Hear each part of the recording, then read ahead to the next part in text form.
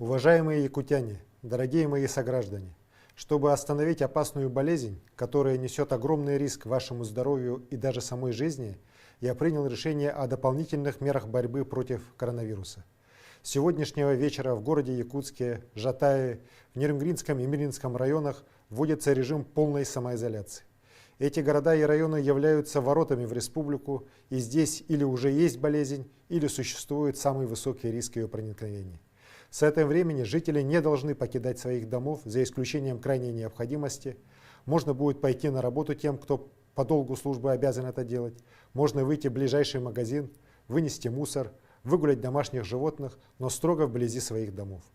С завтрашнего дня и до 6 апреля в этих муниципальных образованиях запрещается продажа алкоголя. Рекомендую местным администрациям ограничить работу общественного транспорта. Ответственность должны проявить и предприниматели, не нарушая строгих ограничений.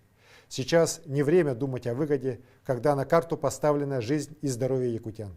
Поддержка малому бизнесу обязательно будет оказываться, но прежде мы должны победить коронавирус. Сейчас главное и единственно важное – это здоровье людей.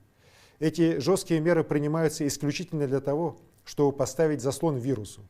И то, как мы будем их исполнять, покажет самоорганизацию нашего общества, ответственность всех и каждого перед лицом угрозы здоровью наших родных и близких.